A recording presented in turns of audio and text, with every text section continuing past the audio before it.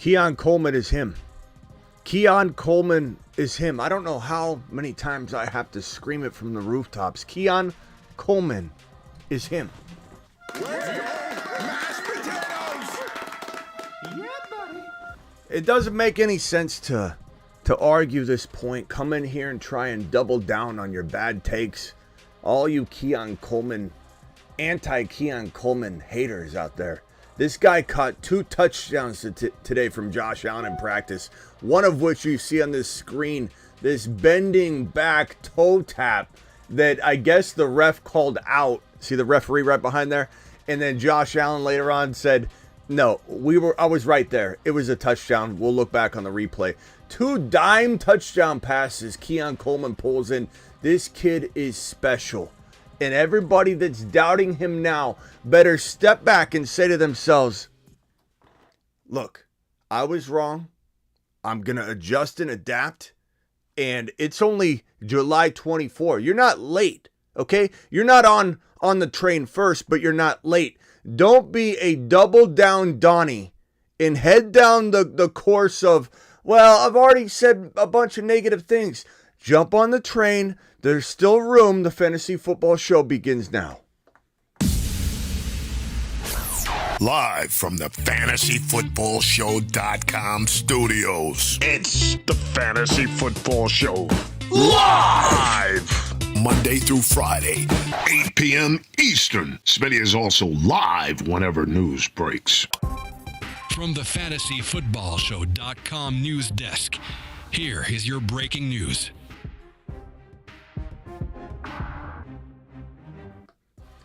Keon Coleman is an absolute rising star. Listen to the words coming out of my mouth. I'm not saying he's going to be good. I'm saying he's going to be great. I'm saying his drive, his determination, more importantly, his opportunities scream that he's going to win leagues in the running back world that we live in. And no one else lives in this world. We live in bizarro world. We live in a world where people go wide receiver, wide receiver, wide receiver, wide receiver, wide receiver. We see 4 and 5 wide receiver builds, rounds 1 through 4, rounds 1 through 5 in best ball, and people are attacking wide receiver like there's no other position. And we're coming up into a draft and cleaning up with double RB, or at least a balanced approach, running back, wide receiver, or wide receiver, running back. I love Hero. Hero works well too, but this is crazy, man. These double down Donnies that don't see this man right here as a potential wide receiver cheat code. You're going to go ahead and punt wide receiver in round 2, a player that's being dragged up from round 3 anyway. In round 3 best ball, those players are now the wide receivers in round 2. Because everybody can't keep their hands off wide receivers. We're coming in and cleaning up RB, and then we're taking Keon Coleman and Josh Allen as a stack later, and we're winning leagues. Let's go! Mashed potatoes! Yeah, buddy. Let me show you something. If you're still a doubting Donnie, here's that pass we're talking about earlier. Here's the throw from Josh Allen, the dime pass. The dime pass over to Keon Coleman. Look at that. Let me slow that down. It happens. It's in slow motion. It's still happening so fast you can't even tell. Look at this right here. Look at this right here. Slow motion. Keon Coleman grabbing this arch back. Nobody should be catching that. Hand on his jersey, and this man toe taps it into the end zone. What are we doing? What are we doing? I'll tell you what. I enjoy the doubting Donnies. I enjoy every single one of you. And when you come in, especially the Kyron haters too, you come into my chat and go, Team Corum. Oh, I showed him. We're telling you, tell as many people as you can. You help us more than we help you. Your role is appreciated. You doubting Donnie, Kyron Williams doubter, you A-Chan doubter. Tell everybody you know. Keon Coleman doubter. There's a reason Keon Coleman's going to the moon. There's a reason Keon Coleman's been sitting on the Moon Man list collecting cobwebs from the moon. The Moon Man. dropping loads in outer space. Just sitting there in his old picture too. I don't even have his new picture. This is how old he hit the Moon Man list. He hit the Moon Man list before we even had an upgraded photo. And we got people out here still doubting this kid who's toe tapping in the end zone twice today. 2 touchdowns, 2 tutties from Josh Allen. Oh, I wonder if he's going to get looks as a rookie. I wonder if the vacated targets from Diggs are going to get consumed by this kid. I think the answer to that is an astounding get Lamb. Get Lamb. And for all of you that come in here doubting this kid, start getting the coffee ready. We like our coffee, I don't know how you guys like it, iced, cream, a little cream, black coffee. However, start ordering because all the haters that are going to be getting our Coleman coffee, we want it now. We want it in advance. Mashed potatoes. Let him cook.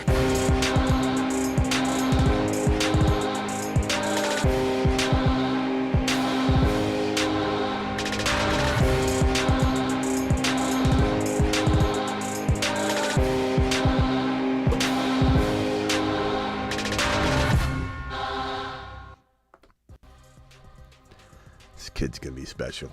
Every one of you doubting Donnies, get in line. Get in line. Keep following the leader. Keep following the doubting Donnie leader that you're following. I don't know why you're not over here. I don't know where you're getting this garbage. When you go elsewhere, whenever you leave this place, you come back with these weird and dumb ideas to fade Keon Coleman, fade Devon Achane, fade Kyron Williams. You're only going to be getting us coffee at some point during the season and getting lamb chopped. Get Lamb. Wrong. Muy mal. Stock on the rise. Keon Coleman stock is on the rise, ladies and gentlemen, and it's time to get on board. The train has a few spots left. That's all I'm trying to tell you. That's all I'm trying to tell you. I know you want to double down, but it's only July, okay? Get off your horse that's going in the wrong direction and get on the Keon Coleman Express train because it's headed toward glory. Might even be headed to Saturn. To Saturn. As far as these other pieces of news here, I'm going to put this one right over in the corner. CeeDee Lamb, obviously Lamb Chops is holding out. He's subject to $40,000 a day fines. However, this is a situation where these guys can have these fines waived by the team when they're on their 5th-year option on their rookie contract. So this isn't as big of a threat as a veteran player seeking his second contract or seeking his 3rd contract or whatever, where the fines are not able to be overturned, right? So Lamb Chops is getting $40,000 fines a day, but he's going to walk in and say, waive them or I won't sign the contract. So he has absolutely all the leverage. $40,000 a day doesn't matter. Doesn't matter. He's not paying a dime of it. Okay, so Lamb Chops is getting his deal. All the leverage. He'll get his contract soon. Don't think the Dallas Cowboys are walking into the next handful of weeks without CeeDee Lamb. Will they end up getting a deal done this week? I would assume by the weekend, by the end of the weekend. I can't imagine this thing dipping into much of next week, but it certainly could. But Lamb Chops will not be paying a single dime in fees. I can almost promise you that. However, this man right here is a different story. A holdout Trent Williams, this is not good.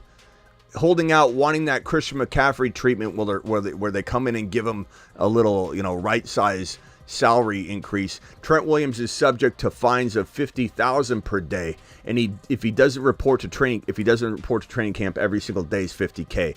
And by the CBA rules, the 49ers cannot forgive these fines. These are not fines that can be discarded. Remember back in the day, Zeke would hold out every freaking couple years, and he'd accrue millions of dollars in fines. They'd waive him. That's what's going to happen with Lamb. Lamb's going to accrue, I don't know how many hundreds of thousands of dollars in fines. They will all be waived. Every single dime. Trent Williams will not see his fines waived. So it's going to be interesting how far he wants to play this thing out. $40,000 fines can be waived. $50,000 cannot. So just so you know the difference between the two. And Trent will be pushing this thing to the limit, maybe? I don't know. It's wild. You know, if you're Trent Williams, you might just say, and the Niners need him almost as bad as the Cowboys need Lamb. Let's be honest. Brock Purdy turns into a pumpkin when he doesn't have Trent Williams or Christian McCaffrey in the lineup. And I'm not trying to knock on Brock Purdy. I'm just saying that's how vital he is. You can't, you see a whole different team. So Trent Williams does have the ability to kind of do a little, hey, remember that $50,000 in fines that I accrued? Add all of that back onto my deal, or I'm not reporting. And so the Niners are in a tough spot because this is a rush job. They got to rush this, or Trent's going to say, I just accrued $400,000 in fines, let's say, and you're going to offer me $1 million increase. You're offering me, you know, $1 million increase plus the $400,000. The Niners know they got to get this done. This is a rush job. This is a 1, a 2, or a 3-day wait at most, because it's going to cost the Niners $50,000 per day as they got to roll that in. Trent's not covering that. Trent's not going to say, I'll go ahead and take care of that tab. He can't get it waived, but he's certainly going to say, roll that sucker in. Tua Tagovailoa will participate similar. Tua Tagovailoa will participate similar to OTAs during training camp, says this report. What they're trying to say, he's there, he's participating, and but despite the verbiage on here, he wants his deal, but he also knows what time it is. He knows he can't push this thing the same way that some of these other guys can, but he's got some leverage, because what does this team do without him? They're not the same team at all. We all question whether Tua can stay healthy. We all question whether he's worth the money long term, the big commitment when he's got the injury risk. He also has trouble against solid teams whenever he plays a winning team, a team that's got a nice record, a nice defense. He's kind of folded in general, but we all know that there's potential here. In Miami, Mike is still getting his feet under him in Miami, implementing this absolutely massive aerial attack, rushing attack, just scoring conglomerate.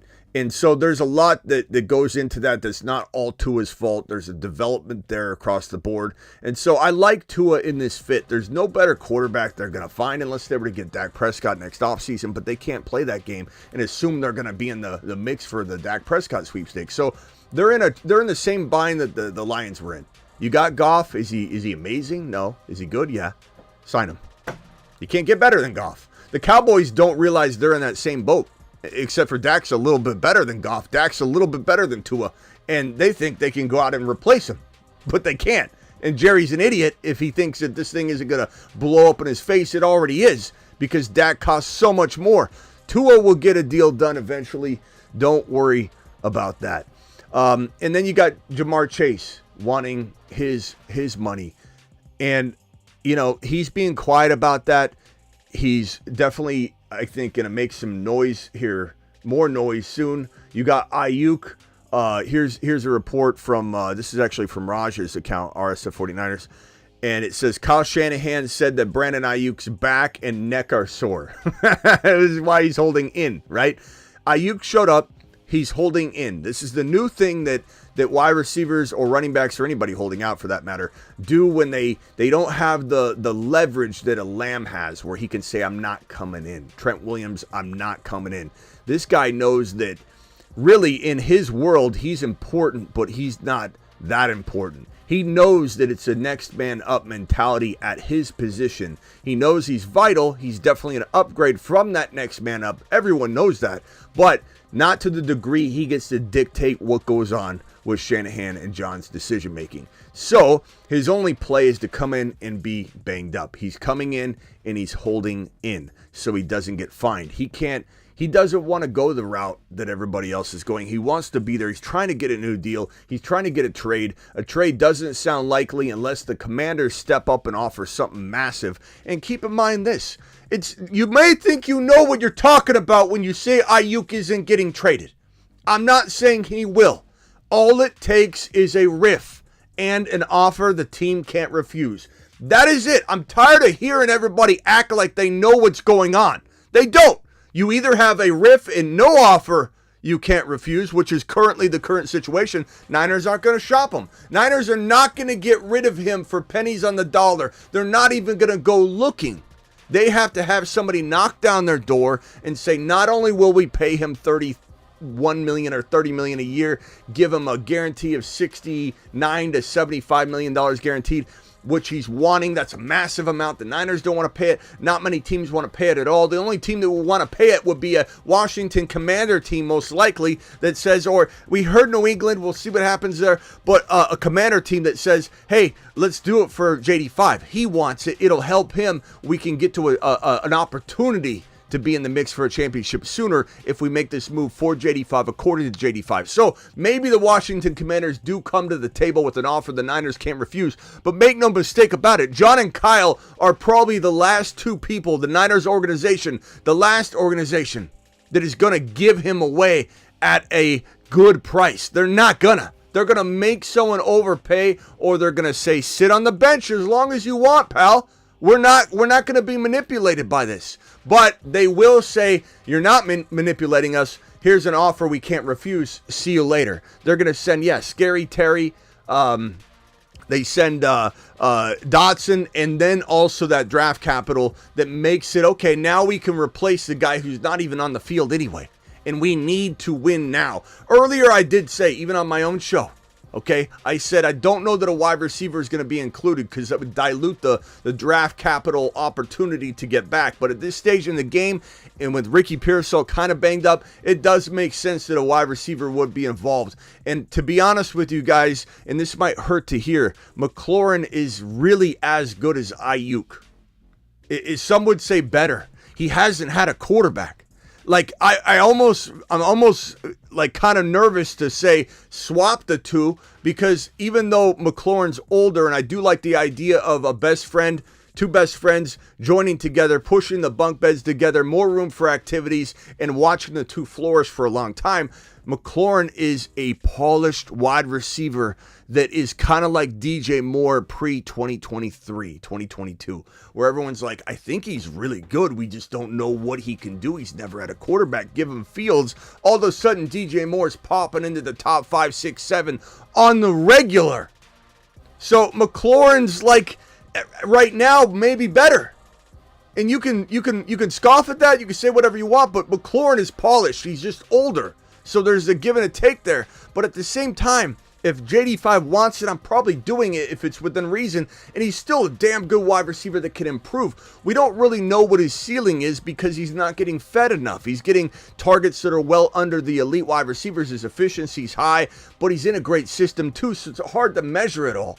But here's the thing though. So you got Aiyuk walking around, moping around. Honestly, here's a picture of Aiyuk walking in practice. Aiyuk walked off the field and headed to the main headquarter building where John and Kyle were, and I think he got called to the principal's office in this photo because he was standing over there. Somebody walked up to him, apparently talked to him, and then he walked over to the main building and walked in to talk to John and Kyle. But look at his head. And it's down, and I'm a psych major, okay? You can make fun of me all you want. There's body language. There's a whole lot you could read into this, and this isn't one screenshot. From almost the entirety of the field, from one end to the other, his head is down like that, moping around about 80% of the walk. And there's so much you could read into body movement and mannerisms and all of that. And he definitely looks very, very down. He looks very upset. You can't blame him. He's watching all his teammates practice, getting better, maybe earning spots, getting wows, getting media coverage, improving, getting closer to the ultimate goal, which is winning a championship. And here he is carrying shoes and clothes and just has his backpack on, moping around, faking an injury, feeling weak about that. It's got to feel weak. It's got to feel weak. As much as I do defend Aiyuk, as much as I do feel like this is a situation where, it is the Niners' fault more than it is Aiyuk's fault. Even though Aiyuk's under contract, you could argue that point, and I understand those arguments. But this is the Niners waited too long. This is their fault. But I know the feeling he probably has. I could read it on him like a book. This is psychology in football. We bring this to the table all the time. Watching him walk all the way across the field with his head down, all upset. He is feeling, it's feeling very, very gross for him right now. He's faking an injury. You can't feel good about that as a man. You can't sit there and go, oh yeah, I feel great about this fake injury. Lamb's doing it like a man. Lamb's sitting there going, I'm holding out. I'm not coming in. I ain't hurt, but I ain't doing shit until you pay me my cash. You've just been Smitty approved. This has got to feel a whole lot different. It's got to feel a whole lot different. You can read it all over the guy as he's doing this walk to the office, the principal's office. We'll find out what happens. Part of me feels like he looks so broken down here. Maybe he signs a deal that's well under what he wanted just to get on the field. He looks like a broken man here. It's the Niners have broken him down, wore him down. He's near his end. You can see it. You can see it. Wouldn't be surprised if tomorrow we had a deal and it wasn't what he wanted, but we have a deal. He feels boxed in. He is boxed in. Unless the Washington Commanders come and save the day, or the Patriots with an offer the Niners can't refuse, he is boxed in. He did what he did. He had his leverage. He made his stink. He's holding in. Those are his leverage points. The very, very small maneuvers that don't have a whole lot of play. So right now he looks broken. Do not be shocked if this man's walking in to sign a deal within the next 48 hours. I'm not saying it will for sure happen, but he looks broken down. Maybe he gets rejuvenated tomorrow, but he looks like a broken down person right now. And I feel bad for him, but at the same time, he is under contract. That's what we got here. That's the news for today. There's other things, but the bottom line, the big takeaway from today is this right here. The big takeaway from today is Josh Allen throwing an absolute dime pass to Keon Coleman, where Keon Coleman's dragging his body, making plays, showing his quickness, showing why he's the fastest wide receiver when on the field, according to that miles per hour data. Not saying he's quicker than Worthy on the field, but Worthy didn't show it. He showed it in the 40, but he didn't show it in drills, in the gauntlet drills. This man, Keon Coleman, people keep calling slow, was the fastest mile per hour clocked wide receiver at the combine. So no one's arguing he's the quickest wide receiver in the league. No one's truly even arguing he's the quickest wide receiver in the draft class. But what that tells you is, when it mattered most, when he was on the field doing drills, running routes, he was the quickest wide receiver of the rookies. And you're out here running your mouth about this kid not being quick enough, not being fast enough for the NFL. You're making a fool of yourself. This guy's going to the moon. You can get on board. There's still some room in the back caboose if you want to get on. This train's filling up, and I'm taking away Bijan cards if any of you are not on the train by the end of the show. Your Bijan card has been revoked. Mashed potatoes! Yeah, buddy. Keon Coleman, baby. The Moon Men, dropping loads in outer space. Look at him. Look at him. Space Monsters. I also have some, man, I'm so excited about what I'm cooking up for the end season. You guys are going to love it. I feel like I'm doing some of my best work right now.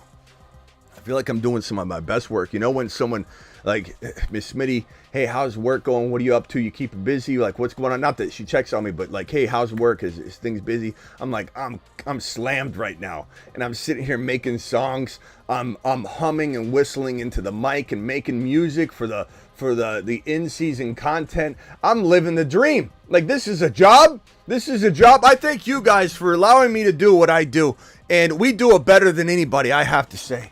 Mashed potatoes! But just wait until this season.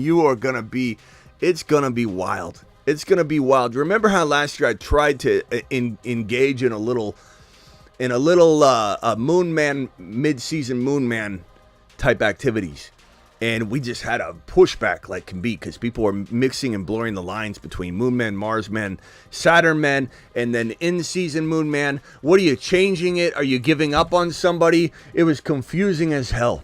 But I can tell you this, we've solved that problem, and there's going to be no doubt on your mind that you're excited about what's going on in 2024. Let me see if I can edit something real quick. Hold on one second. Let me see if I can fix something. Let's see if we can. I'm gonna show you a little sneak peek of what's in store for the season for you. I'm gonna show you what's in store for 2024, and you're gonna be just absolutely blown away by what we're doing in 2024. You ready for this? Here we go. Let me get back to my screen here. Hold on. Here we go. Here we go. I give you the alternative to the in-season Moon Man. There's no in-season Moon Man. The Moon Man, the Mars Man, space, everything stays in the off-season. The in-season is all about the wild, wild west. And once week 1 kicks off, all that space stuff is locked down. Okay, there's no revisiting it. We'll revisit, but there's no changing anything. There's no creating a new Moon Man, Mars Man list. We're talking about the wild, wild west, ladies and gentlemen.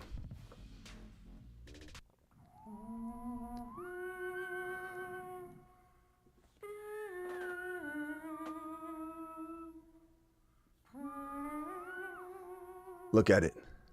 Take it in. 10 most wanted outlaws in fantasy football. Once we walk into the season, pals and broskies, this is what it's all about.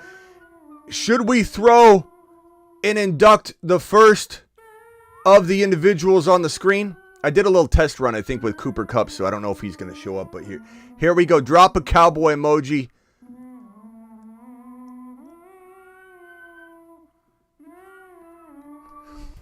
Let's induct somebody real quick. Let's see if we can put an outlaw up for week 1. I'm kind of thinking Keon Coleman. Becomes the first outlaw. Let's put him on here, shall we? Hang tight. Let me go ahead and fix this up. I want to make sure that you guys don't catch a peek of this. Let me just tweak it. I don't think you can see this, so hold on. Let me throw it on screen. Here we go. Where's my Keon Coleman when I need him? Keon Coleman, where are you? Okay, here he is.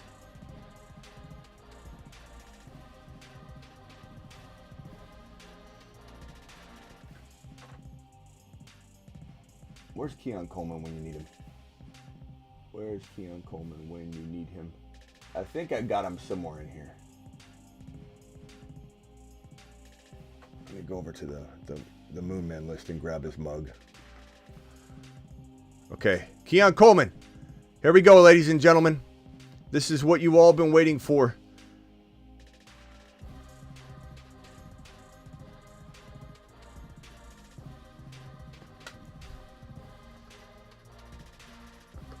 All right, here we go.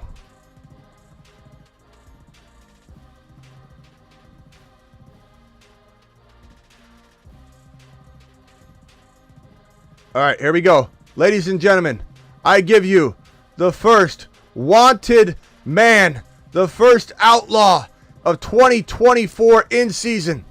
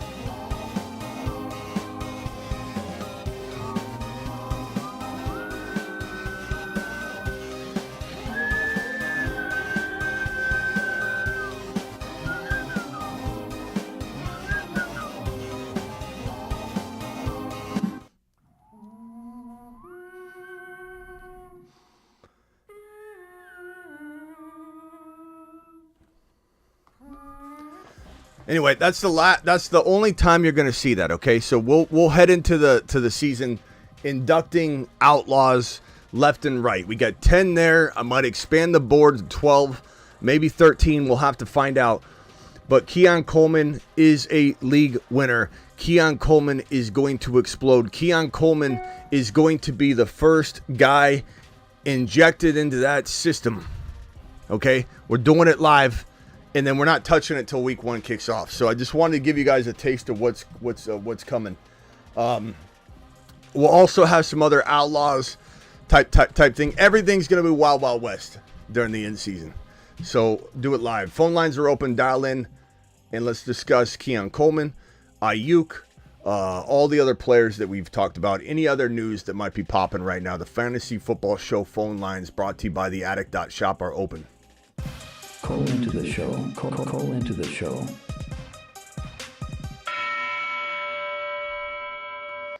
All right, dial in. We're going to discuss all of the players on screen. We'll probably, I don't know if we'll be drafting tonight or doing a Dynasty show. I'm not sure. Tumbleweeds are coming. Don't worry. I've been working on that, actually. The tumbleweeds will roll in. Yeah. Training camp is here. Definitely here. Nate from Chicago. What is up, Nate? What's good? I'm just wondering, what specifically do you see in Keon compared to the rest? The rest of what? Like of the other rookie wide receivers that stand out. Well, I mean, are you the one that I was arguing with the whole time last time? Is that you, Nate? Yeah. From Yeah. Chicago Bears fan, Caleb Williams. Yeah, Caleb. We were going over Caleb. Jeez. Well, okay. Mid-season when they're 5-0. Yeah, you sounded like you got off the phone believing what I was saying, though. I will say.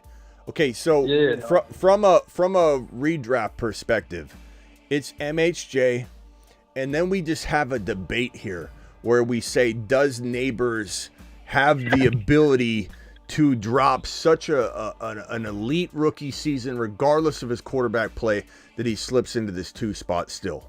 Or does a guy like Coleman come in and say, look, my opportunity's just way better, and you didn't evaluate my talent properly. I'm better than you think. And then what happens is, so I'm going to bank on Coleman, not Neighbors, being the number 2, although I think he should be, right? We have an empty spot here at 2 that should be Neighbors, but it's Coleman. Then we have, Neighbors probably just on pure talent and yardage and reception volume, not touchdown volume necessarily, getting that 3rd spot. The question will be, walking into 2025, what happens? How good did this kid become? How much of a jump start did he have? And did his quarterback situation get solved? There is a world where this is still the 2nd best wide receiver when all is said and done. I'm not saying that you bank on that, you count on that, you rule this kid out. This kid's amazing. Neighbors could be and should be tied with MHJ in a lot of ways. But who's his quarterback? We can't just assume it's going to absolutely be solved. This is one of the most inept organizations right now, led by Shane, this Joe Shane, absolute buffoon. Doesn't know what the hell he's doing. And if he's gone, then you have hope for getting a quarterback, I think, that next year. But if Joe Shane is there, bro, I don't know if Neighbors will just be limited so much that you see an amazing player pop off once in a while and show us what he's capable of doing. But it feels a little bit like Herbert and LAC this year, Neighbors in New York. It's crazy. But for anybody thinking that this kid can't be right here in this mix, that if Neighbors does climb up above him next year and Coleman drops down, Coleman is right there at that 3 spot for me. And he's going to be fast-tracked by Josh Allen, and this high-volume situation, he's going to the mother-freaking moon. He's going to the mother-freaking moon. What? I think Coleman's being really slept on this year for sure. Absolutely. All right, hold on, bro. Hold on, Nate. Go ahead, Travis. You're live. Yeah, just seeing clips of that Joe Shane guy, it's like maybe he's different when the camera's off, but he seems so timid. Like, just different clips. I don't know if you saw the one, and I know this isn't real serious, but he's like talking to his kid. Who do you want me to draft? And he's like, draft Caden Daniels. And he's like, yeah, you want me to trade up? And I was like, you only get this draft once, Dad. It's like he's so quiet and meek, and like his kid is like his kid's telling him. His kid's like, I watched the fantasy football show, draft JD5. He's the next Lamar Jackson, and his dad Joe Shane's like, I don't know. What do you think, Carson Wentz? Let's go. let's go to Carson Wentz. That's what we need to do. I don't know. I don't know what in the hell they're gonna do. Like, is this guy one and done, or do they? It seems like the owner, who a lot of people said he looked like Elf on the Shelf, sitting on the table while Joe Shane was giving him all the bad news that how he's destroying his team. It seems like he doesn't have the backbone to maybe cut ties right away. I think he doesn't. It looks like this owner is very, very bad at having uncomfortable conversations. He walks off like he's the subordinate.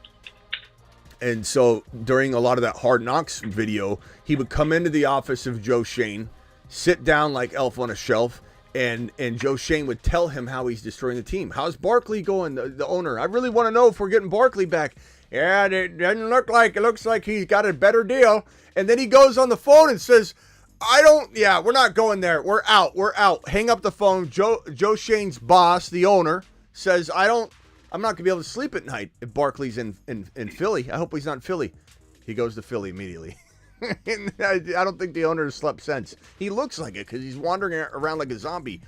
I just think that I love Neighbors, guys. I absolutely love them. But this is not a good situation. It's not.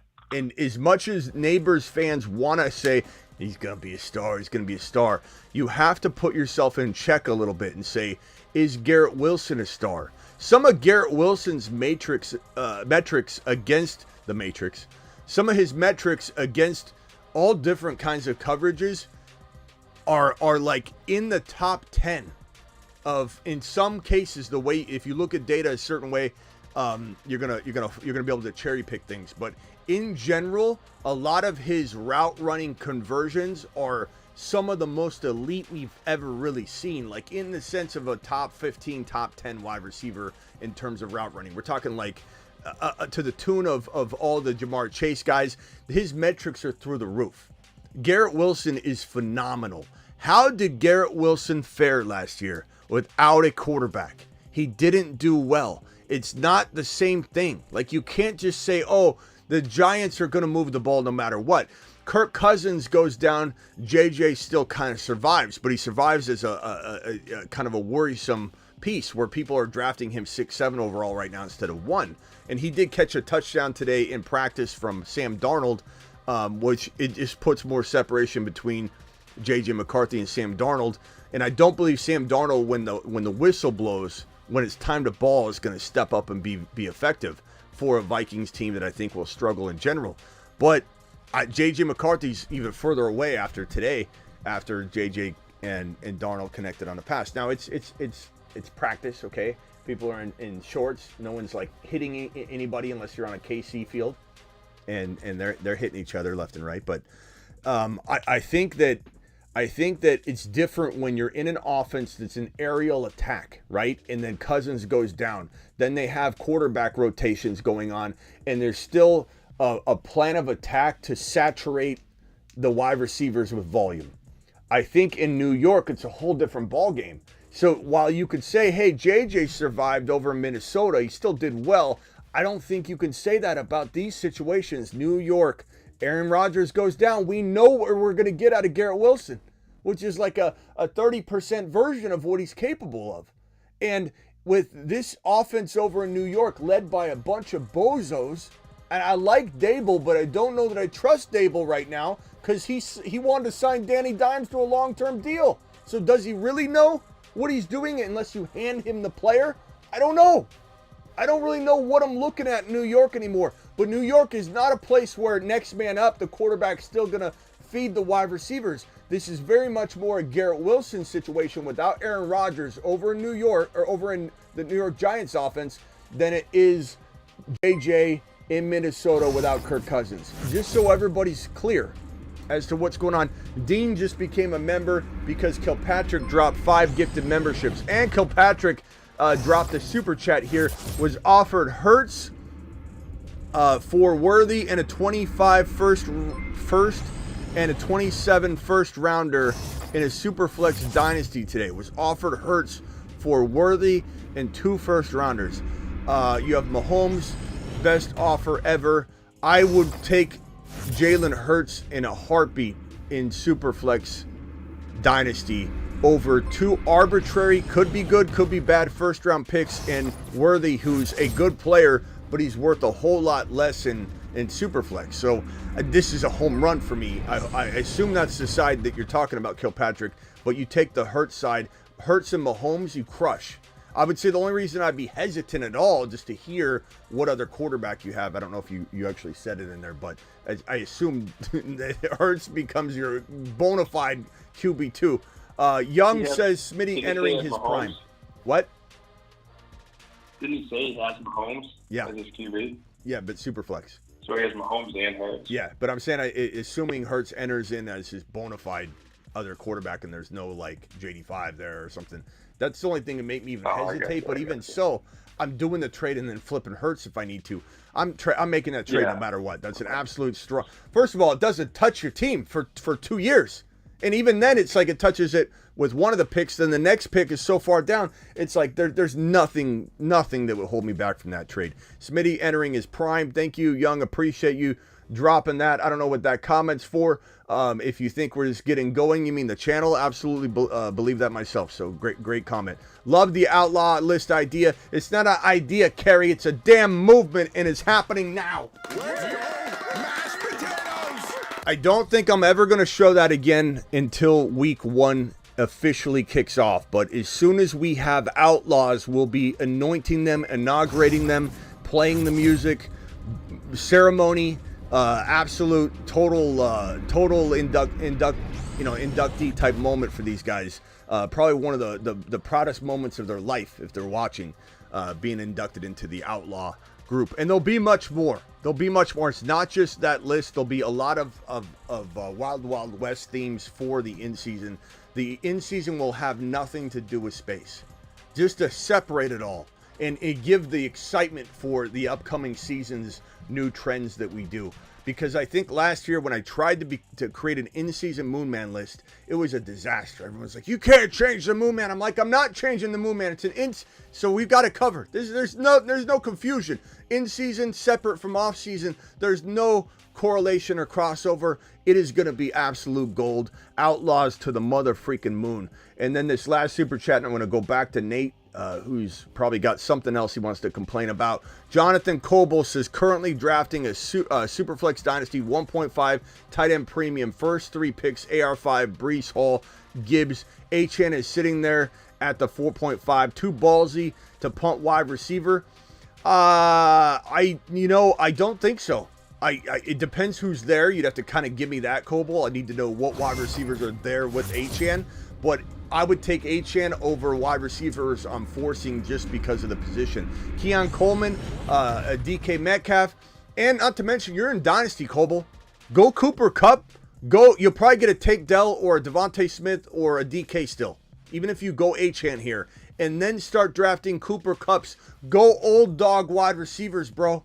And then develop the wide receivers. You are drafting your QB and running back youth movement here.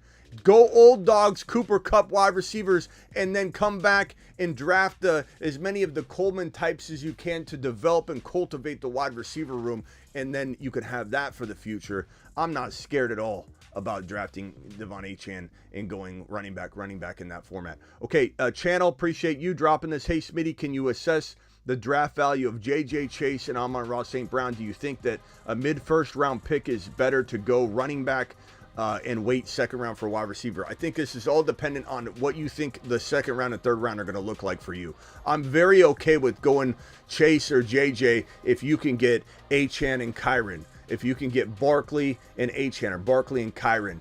If running backs are going to get scooped up and you'll see Kyron going round 2, Achane going round 2, I'm not opposed to going RB, bro. Bijan. I love Bijan where those wide receivers are going. I even love Gibbs right there. I love Breece Hall right there. I'm not scared to go RB one single bit, and I'm definitely not scared to go RB, QB, which I might remind people is a thing here on the channel, and it's called the tripod.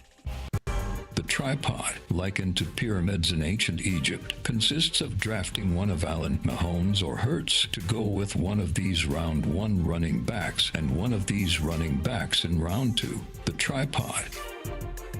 Tripod might be the best strategy in all of fantasy football. And I'm talking best ball and in non-best ball. And if you're watching right now going, but I consume all of these best ball shows, Smitty, and they all say you can't go running back, and you're saying go running back, quarterback? Are you a complete moron, Smitty? Are you a moron, Smitty? Yeah, buddy. Love it. Love it. Love it. Smash it, channel. Don't be afraid. But it does depend who's on the board. Everything is best player available. Just so happens the explanation for why I'm talking best player available, but then talking like that is because of the wide receiver trends right now. To go 4 wide receivers straight, 1, 2, 3, 4. It 8 times out of 10 makes running back a better strategy, just predictively. And Kobo saying we can always trade post draft. It's very active league. Nico, Devontae, Aiyuk, Metcalf are all there. But I love your take, young running back room. Yeah, bro, I'll take Cooper Kupp and one of those guys later and have to draft Cooper Kupp. Or, people are afraid of Debo. People are afraid of, Adams. Like, I'm an anti-draft Adams around 2 guy. In Dynasty, I bet you people won't touch him. So you come in with 2 wide receivers like that later, and everybody makes fun of your older wide receivers, but you're cultivating it behind the scenes, bro. That's the only job you have. You've got those running backs and quarterbacks, depending on if you go, Kobo, please understand me. You'll win a league. Kobo didn't have a second quarterback, right, Travis? You'll win a league. Let's see if he did. I don't think he did. Nate hung up. I think Nate couldn't think of another complaint. Nate, call back if you got something else to complain about. Your secret win a league move is Cousins wherever you can get him, because no one's gonna want Cousins in Dynasty Superflex. Nobody. Yeah, AR5. First 2 picks, AR5, Reese, and Gibbs. Nobody's gonna want him. Nobody. And because he's not starting, Penix Jr. is a steal. So go Cousins and Penix Jr. as your QB2, and you're gonna have glory there, my guy. And then love your Wild West listing. What? It's a 1.5 tight end premium as well. Yeah, so we, let me know on that. There's definitely room to go Kincaid or McBride there. But in that, it's relative. I mean, if you get the next breakout tight end, like you're crushing. So it just depends on who you can get. But I love guys like Goddard. Even in Dynasty, because people are just thinking so far down the road. We talk about Ben Sinnott and all those guys, but yeah, tight end. I mean, getting McBride or Kincaid, they might be gone in that draft already, though. Love your Wild West listing. All the guys we want to catch now. Watch others out there start with the Wild West themes. Yeah, if they do, let them know that they're stealing it. Okay, but that it's funny because people can't think for themselves. Superfish, appreciate your super chat. $5 holler to the motherfreaking moon. Thank you very much. Travis, what else you got? What are you thinking about all the other pieces of news? What do you think about Aiyuk? He just looks so broken walking on the sideline. We'll see what happens. I was actually calling about the Aiyuk thing, wondering so with Pearsall, do they almost have to wait and see what the deal? I mean, maybe they know how long Pearsall is going to be out. They probably have an idea, but I mean, can they really trade Aiyuk away and just go with what they have? If there's a chance Pearsall could be, dealing with soft tissue injuries all year. I think their window is now.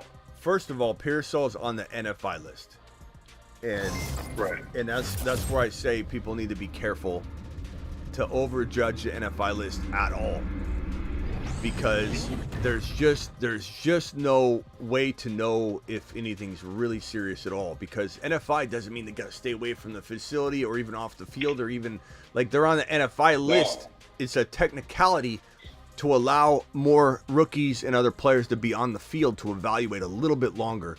So if anything, they're like, who's our NFI guys? Let's throw him on the NFI, him on the NFI. Can we get away with throwing him on the NFI? He banged his toe last night, right? NFI. Okay, now we have 5 guys that we can keep a little longer to evaluate. So people need to be very careful not to read too much into the NFI. But Just one good. Go ahead, sir.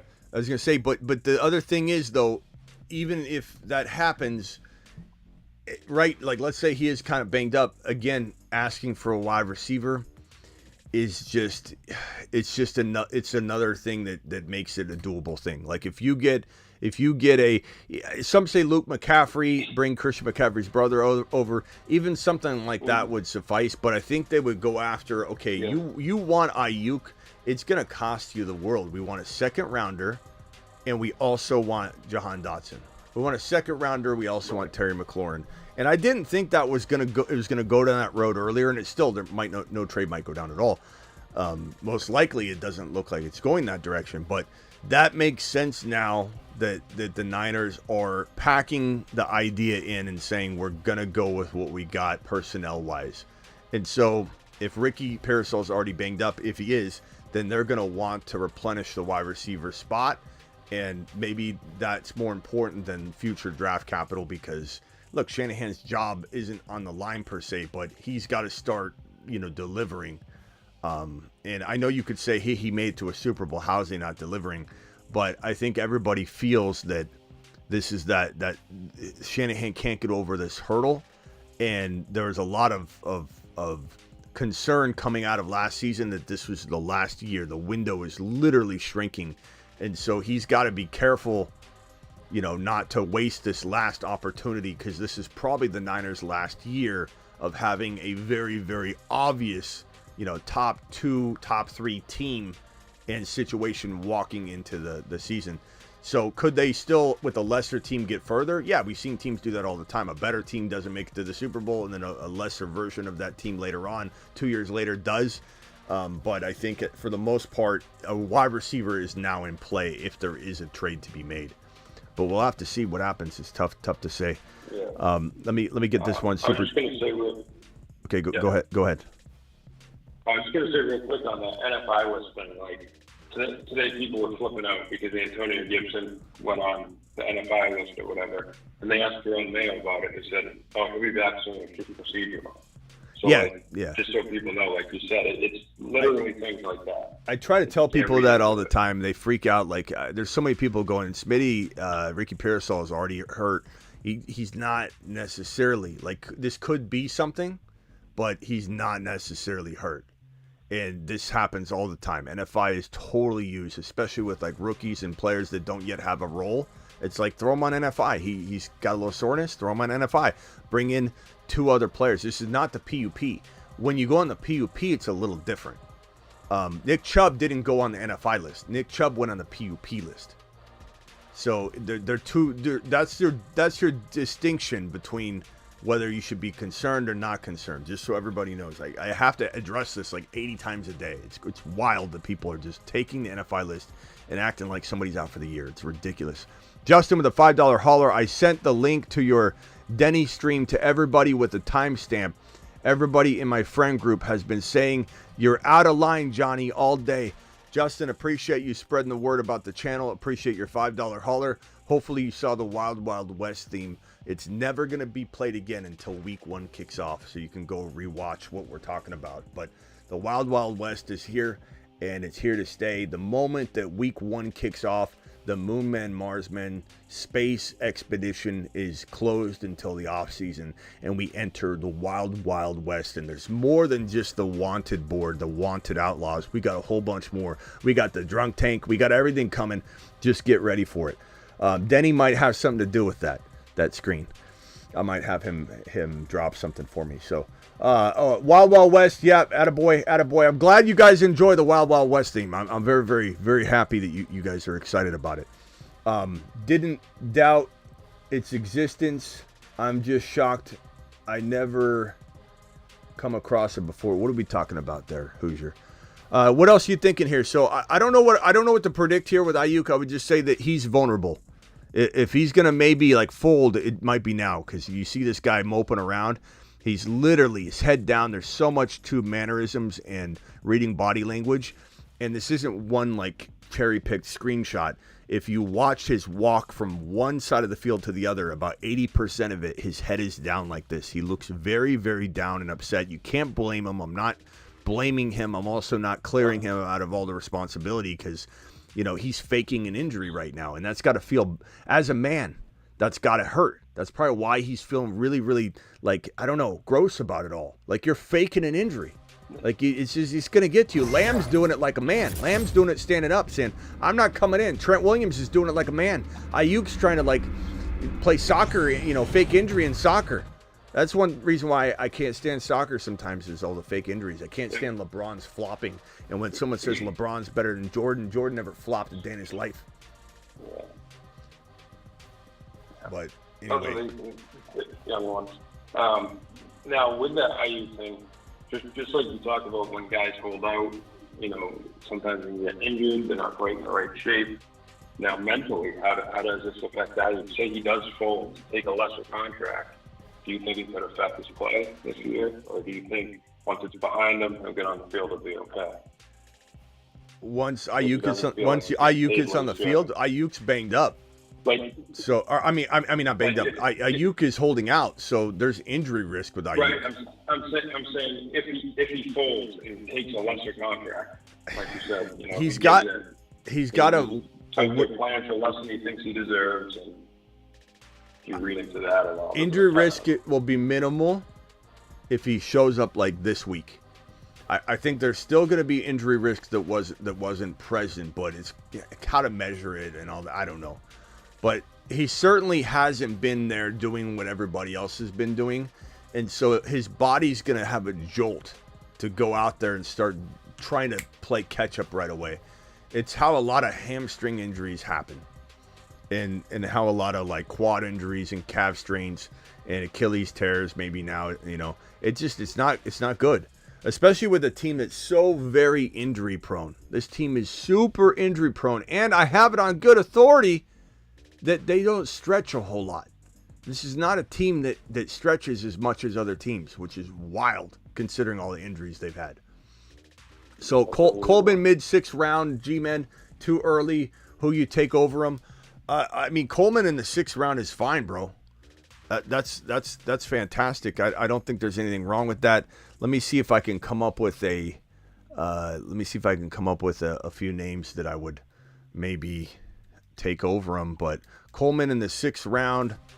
Let me put this up on screen. I'm trying to keep the topic at hand right here so it's easier for you guys on replays. I think that's very helpful. Let me go over to the draft rankings. The best ball ranking is on under. Actually, let me just go to the ADP board. I think it's still pretty accurate. Let me go over here. ADP board. We look at on non-best ball. Coleman's going around. Where's his ADP? Actually, I only have things down to the 50s, right? His ADP in best ball is probably Keon Coleman. It's probably 9. I don't know. It looks like it. Oh God, he's such a value. Oh my God. I wonder if today's gonna up his value a little bit. Hard to say. I'm surprised he's still below Brian Thomas Jr. Yeah, like, I love Brian Thomas Jr., but why would he be above him? You know, that doesn't. I don't know, bro. I have no idea. He's at 79. He's wide receiver 46. So like 79 is I can't even show you on this, but I would say like Addison's above him in best ball. Hell no. I'm taking Coleman over Addison every single day. I'm taking Coleman over Brian Thomas Jr., even though I love Brian Thomas Jr. I'm taking Coleman over McConkey. Are we out of our minds? Of course I'm taking him over McConkey. And then you've got, look, we got Jameson Williams news. I got to put up on screen. There's some nice news on him. I still take him below Keon Coleman, but he's climbing my board, though. He's looking really good right now. Let me see if I can find that clipping. Hearing good things. Yeah, he's let me see if I can find it. I have it here somewhere. I'll read it here and then try and put it up on the screen. But Keon Coleman, we got Lamar Jackson back at practice. He looks very very skinny. I mean, he was sick too, so Jamison Williams here. Looks stronger through the middle, more explosive with better body control in the air and near the sideline. If he had one hit the dirt today, I did not see it. Literally looks like a different player from last year, so from a year ago today. J-Mo also puked mid-stride after finishing a touchdown catch, took a brief knee, wiped off the puke, and got back to work. So that's a pretty good update on J-Mo, who has all the talent in the world. He's just coming back. I don't want to say slowly, but slower than expected from that ACL tear. Not that he didn't play, that at the end of the year during his rookie year, and he did, but he just didn't have the sophomore year we had hoped he'd have. But to answer the question, Cortland Sutton, Joshua Palmer, Tyler Lockett, Shaheed Dobbs, all those guys are right below Coleman. None of them are climbing above Coleman. Jameson's not, but I like Jameson right below him. Addison's above Coleman, throw him below. JSN, honestly, I'd take Coleman over JSN, but I throw him right below. Him and Jamison Williams are right behind him. McConkey, throw him down. Yeah. Watson, I'm going Coleman over Watson, but I do love Watson right there, right below him. DeAndre Hopkins, send him down. Adunze, send him down. Coleman over Adunze all day. Worthy, I like what Worthy's doing. I'm going to put him right below him. Him and Christian Watson, Jameson, JSN, Worthy, all right there. But there's no way I'm throwing Coleman below even Worthy yet. But I like Worthy. Rashee Rice, put him right below Coleman.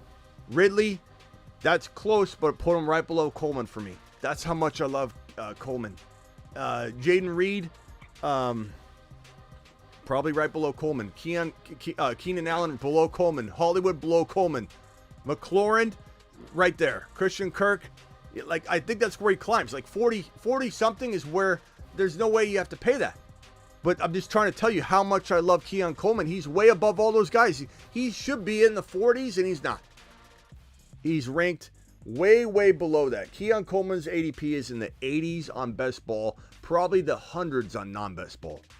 I'd say he's probably 90, 95, 100 on non-best ball. Coleman is going to win leagues. Coleman is an absolute monster that's going to win leagues in 2024.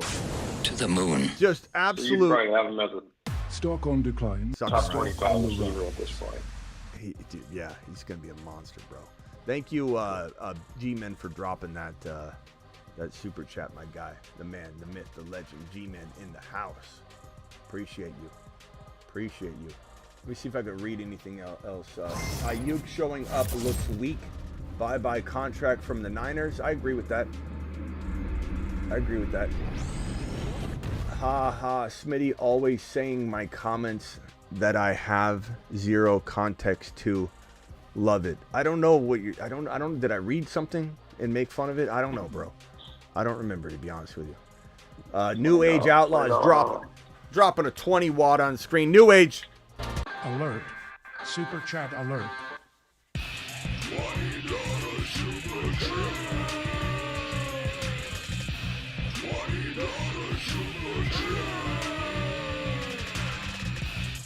Alert. Super chat alert. I need Denny to call in. Denny, if you're out there, I need you, pal. I need you, Denny. Let me throw the bat signal up for Denny real quick. We need him in here. We need him in the stream immediately. Let's see if I have. Where's my bat signal? I moved some screens around and I lost like a handful of things. I'm so pissed off. I don't know where they are. Let's see here. Did I put it in the panic? Where's my bat signal? Son of a bee. Where is it at? I don't know. I'll have to find it later. Denny, I need you, pal. Thank you, New Age. New Age says Coleman has his 6-shooter loaded to give us 6-point touchdowns. Also, bro, the reward for the Outlaws is a mother-freaking championship. So these Outlaws, there's a reward out, and we're giving away chips if you can locate these Outlaws. There's so much Wild Wild West stuff coming. You guys have no clue how amazing it's going to be here on the channel. 250 of you on YouTube, 76 of you on Twitter. I decided to stream Twitter today on a rare occasion. I'm going to do that to just try and let Twitter people know to get over to YouTube. Not every show will be on Twitter anymore, on X. So make sure you're flipping over to the YouTube channel. We got 250 in here. This is the way it's going to be going forward, okay, on the channel. So make sure you file on in. Isaac with the $5 says, after seeing Keon didn't know how to sign his contract, I knew I was destined for great. He was destined for greatness. He's a certified stud. This year's Puka Nacua. Case closed. I keep getting asked, who's Puka Nacua? Who's Tank Dell of the season? And yesterday I was asked this question, and the answer is Keon Coleman. He may not be as deep as Tank Dell was, but I'm the one that found Tank Dell for most of you, so I think I can dictate whether he's the Tank Dell or not, and we've already determined that he is. Isaac is correct. You've just been Smitty approved. So Isaac, appreciate you, my guy. Miss Smitty's here with the loaded baked potatoes. Loaded baked potatoes, bacon, cheese, sour cream from this really, really good spot. I forgot to tell her to get mac and cheese, but Miss Smitty's pretty on the money. This is a typical offseason hype. Coleman is a mid prospect. One day of training camp doesn't make his value jump over McConkey or Rice, respectfully, says Dylan. Dylan at least spending $5 to make his message known.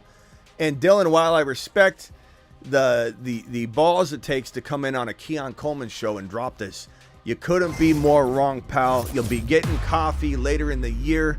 I don't know how else to tell you. I've screamed it from the rooftops. If you still don't want to get on this train because of some other form of I don't know, negativity of you thrown at him and you're just scared to double down, I don't know what to tell you, pal. It's not just one day that's made this happen. He's been a moon man. He's got cobwebs on him. He's been a moon man. His old picture is on my moon man list. I have his old photo. That's how long he's been on there. I've been trying to tell you this for months now. So today is information that solidifies, helps convince you of what I've been saying the entire offseason. What makes you, Dylan, not see that this is evidence for what I've been saying? I didn't come out here and make him a moon man or rise him up on rankings because of today. Today is telling you that what I've been speaking and spitting out for months is true, Dylan. You got to look at the distinction there, because everything I've said is coming true with Keon Coleman. You can either not be on the train, and the train closes the doors today. We're taking away Bijan cards. Your Bijan card has been revoked. I'm allowing nobody on the train after today. It is only July 24. You have time to change your mind, Dylan. But there's a reason I'm promoting Keon Coleman as a breakout and have been for months, bro. This is not something new. Today didn't do anything but tell you that, yeah, maybe this is correct after all. Keon Coleman's going to the moon. Smitty might be right. Let's go! Mashed potatoes! Yeah, buddy. What else? We got a couple other super chats here. Hold on. Isaac, appreciate you. Dylan, appreciate you. Justin says, you're out of line, Smitty. Thank you, Justin. Appreciate you. Caleb says, keeper league, use a 5th round pick to keep Brees, use a 12th round pick to keep Laporta, or use a 13th round pick to keep Achane. That's such a tough move, but you got to keep oh man, Brees is such good value though. Use a 5th round. The way you got to look at this though, you got to write it out, because it's one of those things that, like, it's easy to say Brees Hall. That's definitely, like, you're in a pinch and you've got no time. You just say Brees, you'll be fine. But you look at the board like this and you say to yourself, round 1, 2, 3, 4, 5, 6, 7, 8, 9, 10. What was it? It was Brees in the 5th round, Laporta in 12. Yep. So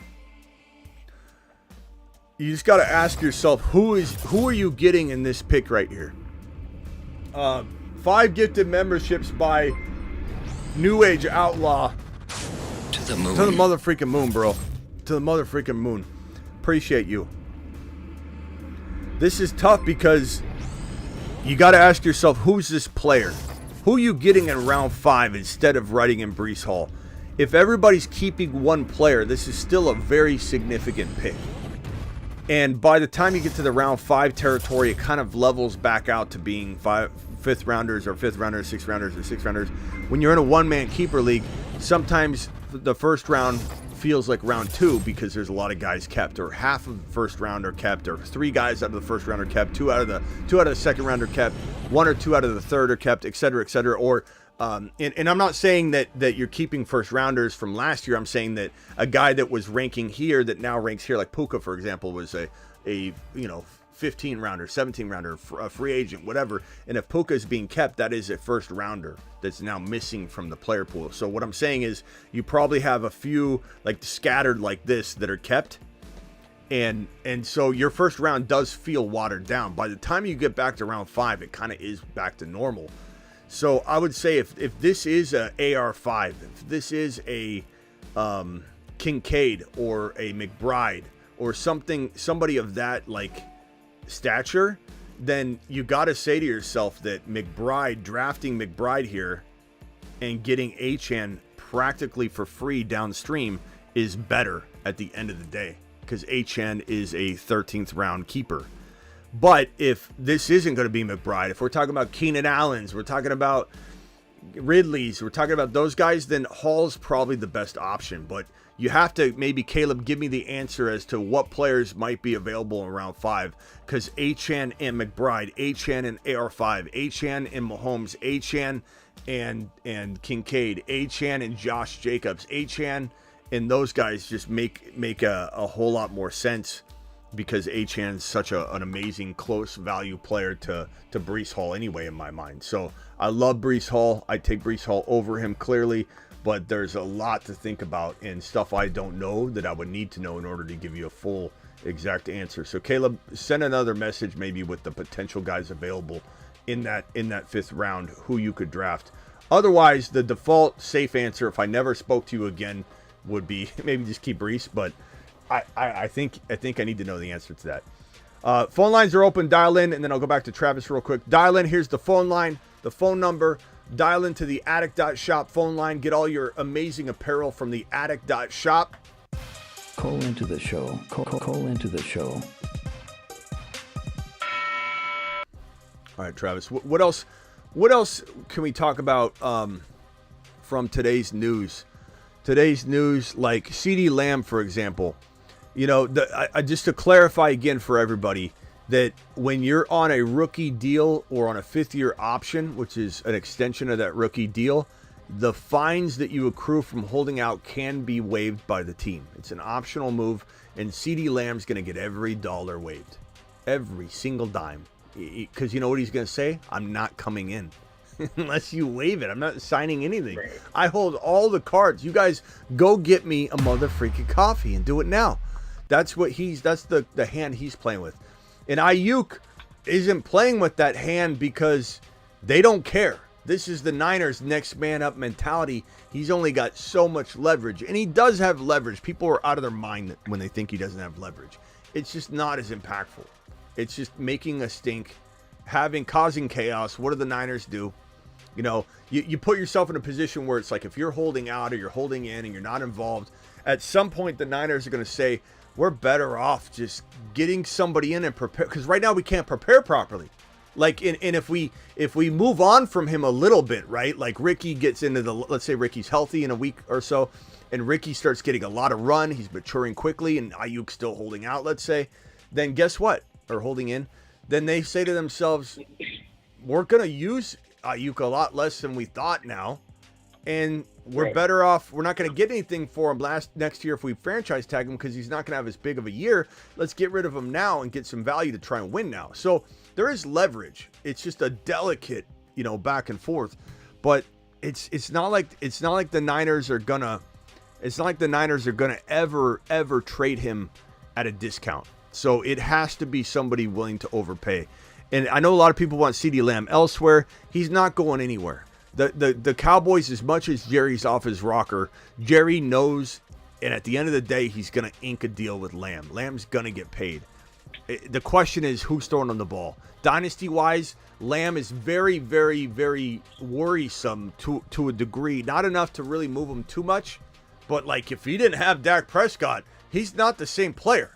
I'm not saying he wouldn't eventually get back to that if they bring in a Shedeur Sanders and he turns into something special. But, like, that's a tall order to go from where the Dallas Cowboys are picking to the number 1 overall pick. You can't guarantee any of that. Dak Prescott's the only answer. This is their Goff, their better version of Goff. There's no getting better than Dak. None of the other guys that are better than Dak are available. If that makes sense to anybody going, well, I don't know, Smitty. What? No one's available that's better than Dak Prescott. No one will be available that's better than Dak Prescott. So that's why Goff signed his big fat contract. The Lions can't get a better player in there than Goff. There's no argument here. There's no argument. The Cowboys need to ink both Dak and Lamb. And honestly, it starts with Dak, but they're not going that way. They're going backwards. Yeah, and with Lamb, I mean, he's got more leverage than anybody. It's like they need to just sign him because the price is just going to go up. It can't go down, you know. Every day it goes any way it would go down. This is like the Jamar Chase argument. I don't know what they're waiting for. It's like Jamar Chase. He's only going to go up. I get it that it sets a dangerous precedent that you no longer even have to wait for your 5th-year option year. Like Aiyuk, his 5th-year option was picked up. He's playing on his 5th-year option. Whereas Jamar Chase is doing this a whole year earlier, and he's making a stink about it now to a degree. Like he would be holding out if it was his 5th year. But you set a dangerous precedent for it, but at the same time, it's happening already. You know, these guys, this isn't the first player this year that's gotten their deal on their 4th year. But even if you want to make the argument of setting a dangerous precedent doesn't matter when you look at it from a business perspective and you say to yourself, wait a minute. Who cares about precedent? We care about our team, our club right now. And if we wait on Jamar Chase, we're going to be paying through the nose. We're going to pay probably $10 to $15 million more in total salary. And we're probably paying between, $8 and $10 million more in guaranteed money minimum by waiting a calendar year for this to happen. 316 caller, what's your name and where are you calling from? Hey, my name's Dylan. I'm from Kansas. I super chatted a little while ago. Attaboy, Dylan. What's up, man? Yeah, first time caller. I just wanted to get your kind of more thoughts on the Coleman situation. I didn't realize that you had been hyping this man up for a while now. I thought it was just a recent thing, but no, that's right. So I just wanted to break down like why I thought Keon might not be as good of a fit as McConkey. I think McConkey has a chance to be the number 1 receiver in his offense and has a good quarterback on his team, and he's playing from the slot, so he doesn't have to face as hardest coverage. So I just kind of wanted to get your opinion on that. Well, I think first of all, he has a good quarterback, but his quarterback is handcuffed. There's Herbert's going to be nowhere near as valuable as he could be. Herbert is in a system that McCarthy was in, J.J. McCarthy. Very, very, very watered down, run heavy, trenches, no names. Everybody's just a player. There's no stars. Herbert is going to, his Vegas line for yardage is like 3,500 yards, bro. Last time I checked. I don't know what it is now. But this is a 5,000 yard passer, Herbert. He's projected for 3,500 yards. He doesn't have a better quarterback than Josh Allen. It's not even close, at least from the setup that they're going into for 2024. You could argue that if Herbert was in this situation, he might turn into the, doesn't matter. He's not in that situation. He's in his current situation. And Josh Allen blows Herbert out of the water. Like it's night and day difference in terms of what's available for the wide receiver room in Buffalo and what's available for the wide receiver room in LAC. Not to mention, so you have quarterback. You're saying, oh, he's got a quarterback. He's got the number 1. He could be the number 1 receiver for his team. Everything you just said is available for Keon Coleman. He's going to be the number 1 wide receiver on his team. Maybe Kincaid's the number 1 pass catcher, maybe, but Josh Allen's overfeeding way more than Herbert is. So the number 1 wide receiver, there's so many vacated targets for Keon Coleman to consume. And let me put it into perspective. Keon Coleman, if he consumes even 70 to 80 receptions, let's say, there's still so much more that needs to be consumed. There's not even an ability for Coleman to fill that void. That's how much target share is sitting there for him. It's almost like throwing him into an ocean. He's lost in this target share. There's so much to go around. And there's way more touchdown opportunity. You got a guy that could throw for 40 touchdown passes this year in Josh Allen and run for 10 and score 50 total touchdowns. You're going to have way more end zone, red zone opportunities. And anytime that this Charger team is near the goal line, they're running the ball. So this is a night and day situation. McConkey's also a very raw product that comes out of college as a very raw product that if put in the right spot, like if he was drafted to Buffalo and Keon Coleman went to LAC, I'm going to be real with you, bro. We wouldn't be talking about Coleman the same way. We'd be talking about Coleman much like we're talking about McConkey. Very good foundation, could be really good. Throw him into a desert, he's not going to grow. He's going to a desert. He's getting no water. How's McConkey going to flourish? You go throw Coleman, a project, yeah, to some degree, into a place that's going to have rainfall like all the time. This guy's going to blossom. He's going to get fast-tracked. He's going to be turned into a monster wide receiver, much like Diggs did. Coming over from Minnesota, Diggs was okay. He was good. He wasn't elite. He was really good. But Diggs turned into an elite prospect because of Josh Allen. Josh Allen made Diggs more than Diggs made Josh Allen. And everybody's about to see that happen and unfold again with Keon Coleman. Keon Coleman has been on the Moon Man list for months now. This is not, like you said, and you corrected it, like you said, this is not something where we saw him catch a camp touchdown pass. I'm merely telling you this guy's involved early. He's in with the first team. He's catching touchdown passes from Josh Allen. The press conferences that Josh Allen's partaking in after practice are about Keon Coleman. It's all lining up, bro. It's just beginning. Keon Coleman's going to go to the moon. This is at least the number 2 wide receiver out of the rookie class for redraft 2024. We'll take it as it comes in the offseason as far as where he ranks going into 2025 if Neighbors gets his QB. But Keon Coleman is the number 2 wide receiver by far, in my opinion, in this rookie wide receiver class for redraft. All right. I hear you. So the volume will be there for him. New Age. You think he'll grow into a dog? Bro, he's a monster. And on top of that, bro, have you seen the footage, the quickness, everything this guy's doing? His catch point, his ability to judge where the football needs to be caught is unmatched in this rookie class. I was watching a lot more footage on him even yesterday, but I have this up on my Patreon. This is a video of Keon Coleman out there catching passes. And look at all these routes. I'm going to put it on screen. You might have a little bit of a delay by the time you can see it, and you can go back and watch it later. But his ability to cut, stop, start, and if you pause some of this footage where he's catching the ball in the most optimal positions with his fingertips, not body catching the ball, working on his footwork, out there doing drills, one-handed catches when it's necessary, not one-handed catches when it's not necessary, like that catch right there, high pointing the ball, showing off that his route tree is going to be extensive, and Josh Allen is just the key component here. I'm not going to lie and say Keon Coleman was my favorite wide receiver going into the draft process. It wasn't. But situation cannot be separated from player. You can't take Arian Foster or Priest Holmes or Marshall Faulk out of their offenses. They were who they were. You can't take a guy like Herbert out of his situation. He now is who he is. You know, if we put Herbert in Minnesota, guess who's catching 15 touchdown passes this year? Justin Jefferson. Guess who's throwing for 40-plus touchdown passes? Herbert. Guess who's throwing for 5,000 yards and 40 touchdown passes in Minnesota? Justin Herbert. But he's not there. He's in a place where Vegas is saying he's going to throw for 3,500 yards. He's in a place where his coach doesn't care about one person. It's a team. It's a unit. It's college football. And it's rah, rah, rah, rah, rah, rah. What did he say?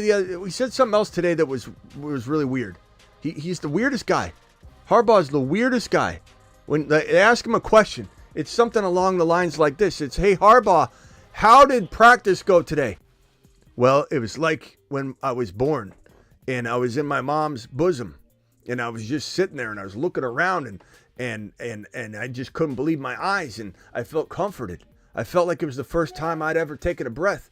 It felt like it was the first time I was near bosom. And I just felt comfort that I've never felt before. And that's how I felt when I walked out onto the field. Does that make sense? Like, this guy's got a story and a pun and an analogy for every question. Hey, what time is it, coach?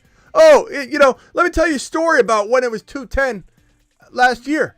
It was 2:10, lightning struck. I was under a chair, and when I was under a chair, a squirrel crawled into my lap and started talking to me. And the squirrel said, trade Keenan Allen if he doesn't take a pay cut, and let's run the damn football through J.K. Dobbins and Gus Edwards, and let's not bring in Derrick Henry. That doesn't make any sense. Derrick Henry's a guy. We need a body. We don't need an actual superstar. We want just a warm body. And we're going to rotate the warm bodies in the backfield and just throw whoever's ready into the backfield. They'll become our star.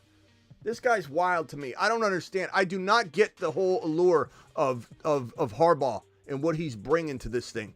I don't get it at all. I'm not on board.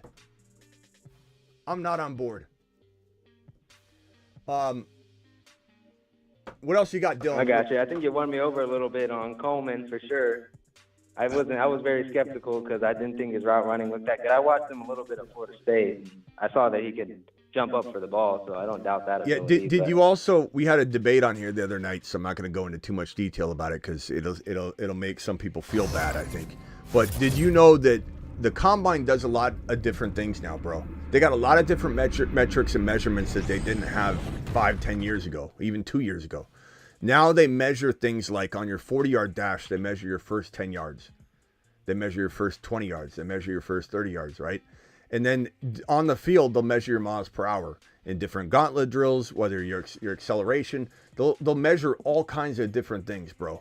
And the crazy part, and I'll just go here and then I'll go back over here, is Jalen Wright, running back for the Dolphins. He had the quickest 40 time in the first 5 yards, which is a critical piece of information we've never been handed before from a combine, right? That means he hits the hole quicker than any running back in the draft class. That is the most important stat out of anything. 40-yard dash doesn't mean anything. First 5 yards of the 40 tells you this guy is going to hit the hole. Running backs hitting the hole is everything. Before it closes, like elevator doors. That's why players drop off. Eddie George, when he fell off. What we're worried about with Derrick Henry is not being able to hit that hole before it closes. And it doesn't matter how big and strong you are. That hole closes, it's done. So that's important information. We also were handed a new way to look at speed for wide receivers. Things we didn't have with Jerry Rice, with Anquan Bolden, with Amon-Ra St. Brown, with CeeDee Lamb, who ran a 4.540, bro. 4.5 is, I could run a 4.540. CeeDee Lamb ran a 4.540, and everyone's like, he's not going to be that fast. Are we worried about CeeDee Lamb burning and torturing anybody? No. The answer is no. The miles per hour data for Keon Coleman ranked as the number one wide receiver out of all of the rookie wide receivers at the combine. When running drills, he was running the fastest out of all the wide receivers. He had a very bad 40 time, yet his game speed is a whole different level. So there's so much to look at with Keon Coleman, and the haters are going to say he's not fast enough. But I'm going to show you a video, and I already did, but I'll show you a video of where my eyeballs tell me that this kid, regardless of what he came out with, if people say, oh, he wasn't fast enough, he's, whatever deficiencies he has, he's picking those up. He's learning, he's closing those gaps, he's filling those voids. I just can't believe how great he is at deciding where and when to catch the football. Those are things you can't teach a player. The spatial awareness. Michael Jordan is probably the most intelligent athlete of all time in terms of spatial awareness. Michael Jordan would go up, bump into a player, and get his bearings to absolutely be balanced and ready to take a shot mid-air. There's nobody that knew his body and his awareness of his surroundings better than Michael Jordan. And there's some players that come into the NFL, I think Keon Coleman's one of them, of the wide receivers, that has a very, very solid idea of their spatial awareness. And that's such a hard, you can't teach it. He knows where to be at all times. And if you didn't see the beginning of the show, bro, if you came in late and just saw me ranting, this is the play that Josh Allen made today. And again, I understand you're saying that one play doesn't mean anything, but this backs up everything that I'm saying. You see this guy using his spatial awareness, knowing where the sideline is, and stretching out for the ball. Like, this is crazy. This catch is insane. He's got a defender holding his jersey. He's leaning out of bounds, knows where the sideline is, has his feet in bounds, both feet in bounds, not one foot, both feet in bounds. This guy's going to the moon, bro. He's going to the motherfreaking moon. And you think he's top 24 his rookie year? Like, you think he makes that big of an impact right away? I think his situation. Remember Anquan Bolden's rookie year, bro? I mean, I don't know if you played football, fantasy football back then, but that was before me. Yeah, his situation is very unique. And if he went to the Chargers, I'm just being honest, I wouldn't have this expectation. But it doesn't mean anything. It doesn't matter because situation and player cannot be separated. I'm not here to downplay Coleman's deficiencies that I thought he may or may not have had walking into the NFL draft. He was not my number 1, number 2, number 3, or even my number 4, or even my number 5 wide receiver. But his situation trumps all of that. And what I've seen since has been amazing. His ability to and desire to learn, not leaving the facility, showing up early, staying late. Josh Allen's own words saying when he saw him, he said, "Hey, bro," they dabbed it up, and he said, "You're the guy. You're the one guy I wanted to throw footballs to." And he could be lying to a degree, like stretching the truth a little bit. I mean, if you said, "Hey, this is the Cardinals. We want to trade MHJ for Coleman straight up. Is this Josh Allen? Will you sign off on it?" He'd probably say, "Yeah, go ahead and do it." But other than MHJ and Neighbors, I truly believe of the attainable players, even to trade up a little bit to draft, BT, all these guys, I think Josh Allen's telling the truth. This is the guy he felt he could play pitch and catch with the best. For whatever reason, and I trust Josh Allen, looking for what he wants to replace Diggs with. But the other part too that's so funny that people don't realize is that Diggs was a non-factor the second half of the season, and that's where Josh Allen was at his best last year. He cut the dead weight in his mind and moved on. And there's reports, and I believe these reports, there's several of them, that say that the Bills made a strategic move to move away from Diggs being a focal part of the offense mid-season, and that's when Diggs dropped off and Josh Allen started to flourish. So this is going to be, for anybody that says dumb things like the Bills are going to be worse this year, they were better when they faded Diggs, and they didn't use him, bro. Even at the end of that playoff game, when he was wide open, he could have extended and got a first down and extended the game. Josh Allen decided to go for it all, and he got hit, and he darted the ball in the end zone about 10 yards short of, I believe, Shakir, and everyone's blaming Josh Allen for not throwing it to the wide open Diggs. He didn't trust Diggs. Diggs dropped the ball earlier in the game, and they have made it a conscious effort to move away from Diggs. And why didn't they just bench him, you'd say? Because teams were still double teaming him. Teams were still preoccupied with Diggs. They didn't understand what conscious move the Bills had made. They decided to use him as a decoy and just to, go to him when he was open or whatever. But Josh Allen was not force-feeding him anymore in the second half of the season, and his numbers tanked. Josh Allen's numbers didn't. They went up. All right, I appreciate you, Dylan. I got to roll. Call in anytime, pal. Yep. All right, later. All right, see you, man. Matt Biaggia, and then I'll go back to Travis. Matt Biaggia, you got about a minute, and then I got to jump. What can I do for you? What do you hear? I just want to shout out Amari Cooper for getting paid. But for Keon Coleman, I want your player comp because I have a couple of my own, and I'm and the ESPN full PPR. I don't know if that changes anything. I would assume he's going to get peppered with targets. But yeah, player comp, and where am I drafting him in my mom and pop league? Look, his best ball ADP data is, I said, wide receiver 46, which is just crazy. I think that was, let me pull it up again. I think that was what it was. It's wild. Wide receiver, he's 80 overall, wide receiver 46. So in non-best ball, that's going to be 15, 20 spots later. So in your mom and pop league, if you took him at like 85 to be safe, 90, you'd probably fine.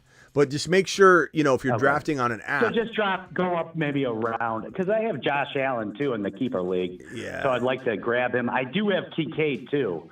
But I like that, bro. And what's nice about that combo is that you still have a whole bunch of room to surround that trio with studs. You're not reliant and depending on the Buffalo Bills' entire offense to win.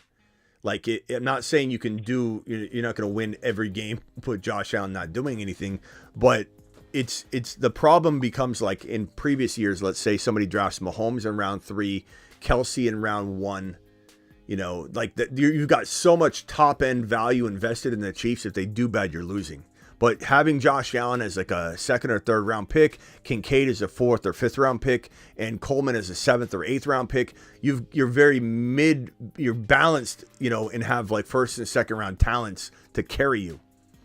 So that's a fantastic trio to have. And stacking doesn't do a whole lot in non-best ball, but when you're talking about high octane offenses that will rarely have bad games, stacking is fine. And it can sometimes be advantageous in that respect, but only in that respect. Stacking outside of that doesn't make any sense.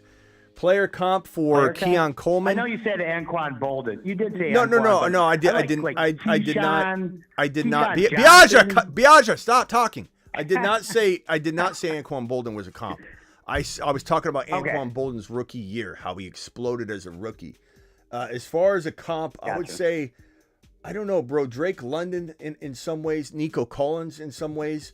What about like Keyshawn Johnson, Allen Robinson? I think guys that aren't known to be fast. But that's where it's silly. That's where you're having a silly conversation. He is fast. Why are you talking like he's not fast? You're listening to the wrong people, bro.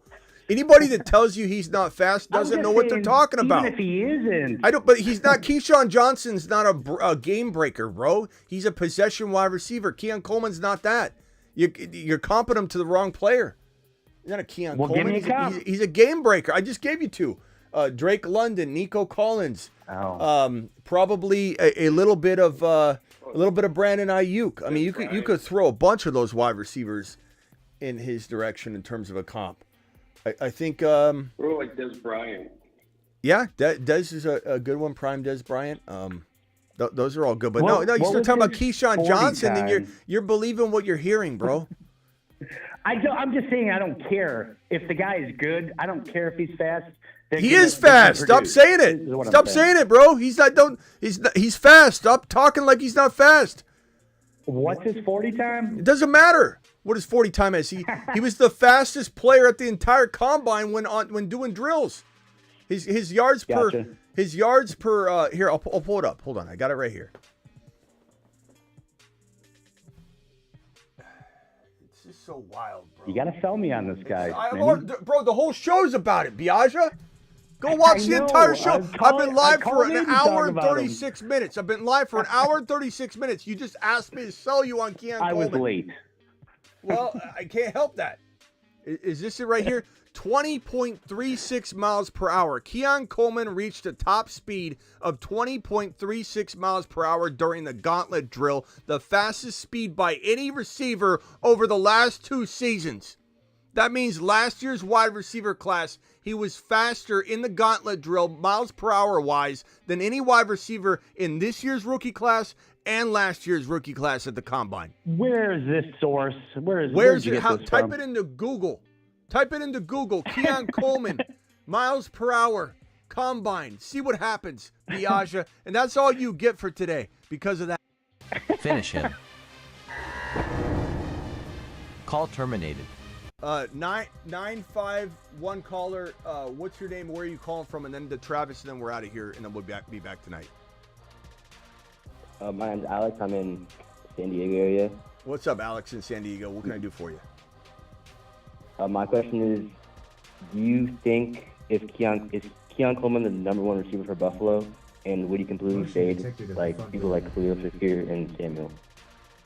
I'm sorry, what was that? I didn't hear the second part of your question because the first part of your question echoed in my ears and rang like a wild bell sound. Like I can't even digest what you just said. Is he the number 1 wide receiver? I mean, what do I got to say on this show? What do I got to do? Did I offend you, Alex? This is the first time you called in, so I didn't hang up on you. But have I offended you in some way? Have I not provided you enough information in an hour and 40 minutes to know that Keon Coleman is my number 1 wide receiver on the Buffalo Bill roster? I mean, what the hell am I even doing here? he's a rookie, and most rookies like never, besides like outliers like DeMar Chase and Puka, they don't ever do great. Well, I think I mapped There's it some out. outliers, but most of the time they don't do great. I mapped it out for an hour and 40 minutes as to why I disagree with you. So the answer is yes, he's going to be an absolute star. The answer is his volume. His situation is different. His situation is like the Anquan Bolden situation that I've referred to that Biaggia misconstrued.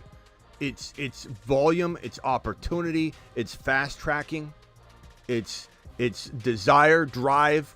Josh Allen wants this kid complete, absolute target share galore, just waiting for the taking. This is not an average situation. And as I said, you take him and throw him in LAC, he doesn't do what he's going to do in Buffalo. Situation is half the battle. And you got to accept that. Arian Foster, I don't even know if you played fantasy football back then, but you can't say, oh, Arian Foster would have done good over here, done good over here. He played for the Houston Texans. Priest Holmes, all these players. Look at Kurt Warner. Kurt Warner almost never was. Like he tried out for NFL teams more than one time. He was on a roster, I believe the Chiefs, and then got cut, and they didn't want him. He goes back to the Rams, and when his quarterback goes down right before week 1, his own offensive coordinator didn't want him. Situation is everything. And Keon Coleman sitting in probably, if not the best, tied for the best rookie wide receiver situation we can find. We can't look at traditionally rookie wide receivers don't do well. That's not this case. Keon Coleman's going to be handed glory. He just has to stay healthy. If he stays healthy, he's going to get fed like a madman. All right, what was the other part of your question? And then I got to go, Alex. I appreciate you calling in, though. Yeah, anytime. Would you fade Curtis Samuel and Khalil Shakir completely, or are they still like viable options? I like Shakir. I like Samuel a little bit. I like Shakir. I think in best ball, it's really fun to accumulate the entire Bills offense because of what I said earlier. Your investment, your capital is so late in a draft that you're not top heavy with those guys. So if the Bill, like I said, my example, if you draft in the olden days, you draft Mahomes in round 2, Kelsey in round 1. Now you've got no firepower to go with those guys to try and endure a bad KC game. Whereas if Buffalo is you're drafting in best ball, especially Josh Allen in round 3, Keon Coleman in 7. One of the other guys in 8 or wherever the hell you're getting them, you've got a first rounder, you've got a second rounder, you got a fourth rounder, you got a fifth rounder, you got so much ability to pile talent around this Bills stable that it's the most secure stack you could find. You're not overdoing it by having the entire Bills wide receiver pass catching room with Josh Allen. You're not overdoing it at all. It would be overdoing it if it cost you a first, a second, a fourth, and a 6th round pick. Now you're heavily invested in relying upon the KC Chiefs. That's why I do that Buffalo Bills stack, and in conjunction with another stack like MHJ and Kyler on top of that entire Buffalo Bills stack. All right, Alex. All right, that makes sense. All right, appreciate you, bro. Call back later tonight. You too. Travis, final thoughts. Yeah, and I know he's a guy both of us aren't high on, but I figure just get your opinion or touch on Dave Canales saying they're building offense around Deontay Johnson. Anything to read into there? Deontay Johnson. I don't know how you could build an offense around a stone hand man. I mean, you could build an offense with stone. You could build. Right. You could build anything. His ADP is going to fly up because people love him. Good. So, good. Draft him above Keon Coleman, please. Not you, but whoever. Oh yeah. I know what you mean. He's already going above him. Yeah. He's going to be in the 60s ADP by the end of the week. Yeah. It's wild. Crazy to me. I just wasn't sure if there was anything to read into it. Or no, I mean, could I be wrong about Deontay? I suppose, but I mean, this guy's I could be too. He's danced around a little bit. This isn't like, it's not like he's proven anything since he's left Pittsburgh. I mean, I guess he could do something like Thielen did last year, where he just gets peppered for half a season. But Thielen ended up with 1,000 yards. but I'm not drafting him still. And Yeah, I mean, wasn't drafting here's him what last year. here's what I'll say. He's entering his his sixth season. He's had 1,000-yard season to his name. He's had one additional 900-yard season to his name. He's only been above 900 yards twice and one time above 1,000. And that 2021 season where he was just peppered with targets, he had 8 touchdowns. This guy had 0 touchdowns in 2022. Like he had 86 receptions and 0 touchdowns in 2022. 2023 he came away with the 5. But I mean, I don't see how a guy goes into his 6th season when he's had the 1,000-yard season. It was 1,100 yards too. It wasn't like 1,500 or something. And he's just gonna, in a bad offense, find a way to. They build this offense around Deontay. It's gonna come crumbling down.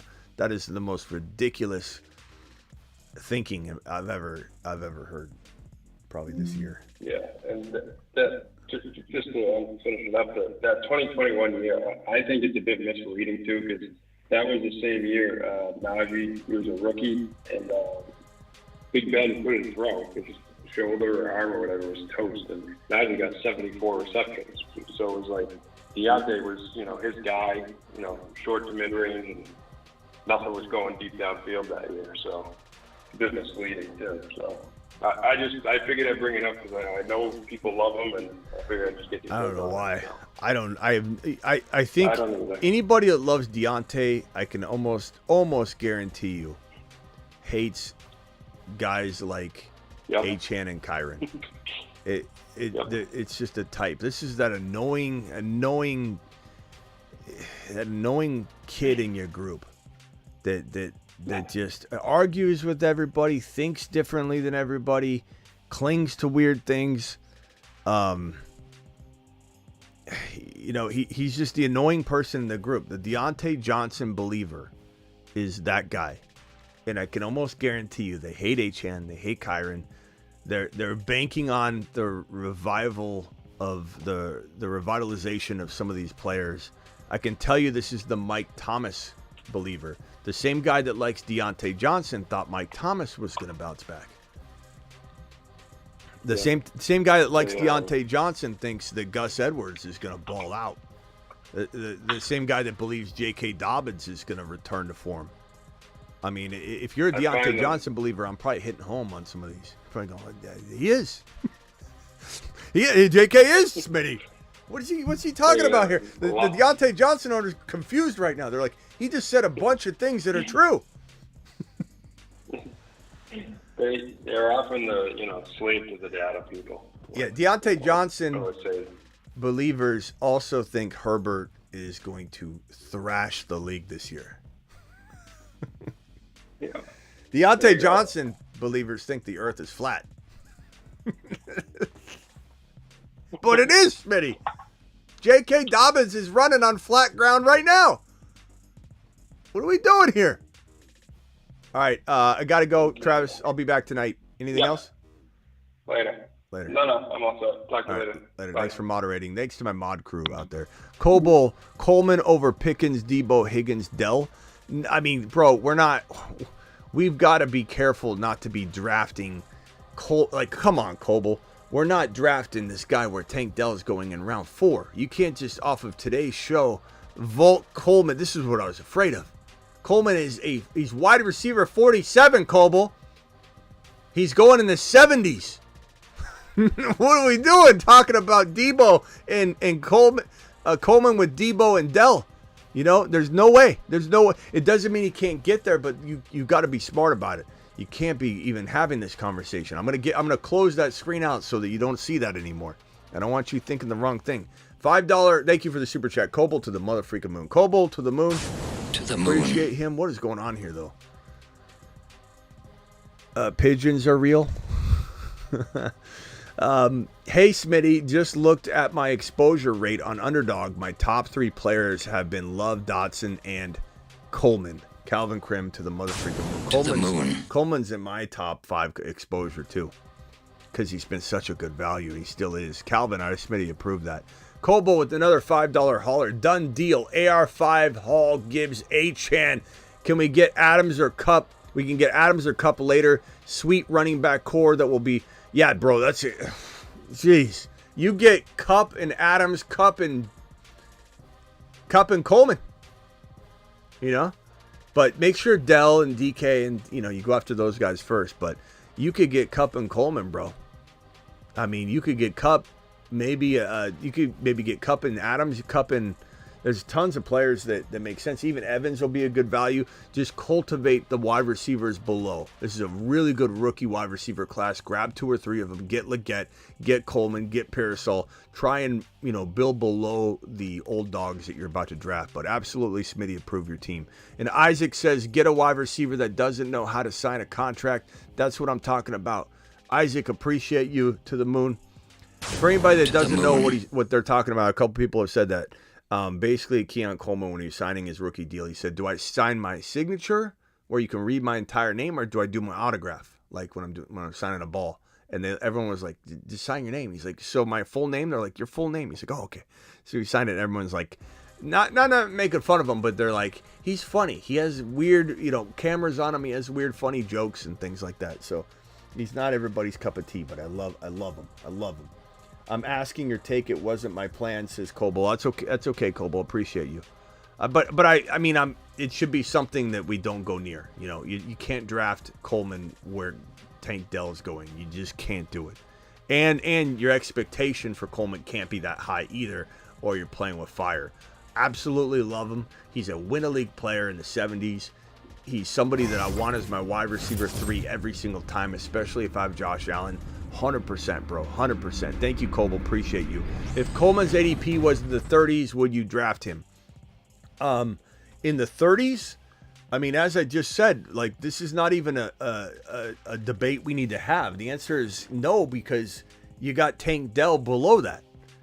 So you got cost of entry considerations where you say, give me Kyron, give me Achane, give me Mahomes, give me Josh Allen, give me Jalen Hurts, give me Tank Dell, potentially players in that territory. You can't just say because you love somebody so much, what if I moved them into the 30s? He doesn't go there. It's like not even a conversation that we even need to have. There's no climb that he's going to have that's going to make you not draft him. Unless he goes out there in the preseason and has like a 3-touchdown game and he starts going, and then we'll have that conversation. But right now, we don't need to go there. I don't even want to go there because I don't want people to really, truly even know how high my value is on him, because then people will start drafting him there. And I don't want that. It's not my intention. My intention is to get you to steal him away, win your league with Keon Coleman at 70 to 80 overall as your wide receiver 3. You're winning leagues at that. That's all you need to know. Keon Coleman going potentially to Saturn, not just the moon in 2024. And he's the first Wild Wild West player that we've added for week 1 preemptively, because we're not going to touch it again until week 1 kicks off. The Wild Wild West is here, and everybody is going to absolutely love what's going on. I might play the song on the way out the door, but we're not going to play the scenes for the Wild Wild West for a while. I just want to save it. I want it to be special when the season kicks off, when we get to kick that off. Falcon, appreciate you. What is the best first pick at the 8th pick Standard League? St. Brown Hall. I know Standard League sucks, but the pot is huge. Well, if it's Standard, I'm even more so running back, bro. So the best pick is an RB. I'm taking Gibbs. I'm taking Hall. I'm taking obviously Bijan first if he's available. So Bijan, and I say Gibbs and Hall are pretty close. I would say probably a tie between those two because it's Standard, but you could consider Barkley even at that territory in a Standard non-best ball. He's going to have a killer season. JT's very attractive there, but I would definitely lean more toward the Bijan. Kyron Williams at the next pick is a must for me in a Standard. I'm tempted to tell you Kyron here, but I want you to get away with stealing Kyron away in round 2. But Kyron is 100% my second round pick in a Standard league especially. But Breece Hall would be fantastic, bro. He's going to get a lot of run, a lot of work, a lot of touchdowns, a lot of breakaways. Gibbs is kind of, I mean, you're not going to take as, I don't know, Gibbs and Hall are big pass catchers, so it sucks. But yeah, definitely don't go wide receiver there. I go running back. But I don't like JT as much as I like those other RBs. I'll just say that. I don't hate JT, but I just don't like him as much. Gonna be a fun year. I hope Deshaun Watson and Burrow are fully recovered. Yeah, we'll see, Isaac. I'm not huge on Watson, but you never know. He could finally have a good year. We'll see what happens. I'll see you all later. Appreciate all my gifted memberships. Who gifted memberships today? Gifted memberships. Gifted 10 was New Age. Gifting 5 memberships. Gifted 5. 5 was New Age and Kilpatrick. And then I think that was all of it. I just want to make sure I'm not missing anybody gifting like 20 or something like that. Okay. Appreciate you guys gifting your membership. Celebratory messages. Let me see if I got any of those. Kilpatrick says, Smitty the GOAT. Appreciate you, bro. Appreciate you, my guy. Thank you, Kilpatrick. And then who else super chatted? Who else super chatted here? We got super chats. Thank you to Falcon, Justin Rush, Coble, Calvin, Jonathan Coble again, Isaac, Caleb, Justin Rush again. Justin's always dropping multiple. Dylan, Isaac, New Age dropping a 20 wad. Appreciate New Age coming in strong with a 20 wad and the gifted memberships. What a monster. G-Men, Rush again. Rush dropping multiple super chats. Rush, you're the absolute monster. Coble coming in strong with several super chats. Coble, appreciate you. Kilpatrick, Young, Carey, Coble, Channel, appreciate you. Channel Lift coming in strong. Superfish, G-Men, I think I named everybody. Isaac, thank you to my moderators. I'll be back tonight. Appreciate everybody. And if you're on Twitter, on X, make sure you get on over to YouTube and subscribe because not every show will be on X. We're live Monday through Friday, every single Monday through Friday at 8 p.m. Eastern, which is 5 p.m. Pacific time right now. Every Monday through Friday, 8 p.m. I'm also additionally live whenever news breaks, and I'm also additionally live most midnights on the channel. So make sure you are not late. Make sure you subscribe. Make sure if you're on X, you get over and subscribe so you don't miss a single show. But we're live every day, 8 p.m. Eastern, Monday through Friday, or 5 p.m. Pacific time. I'll see you all later.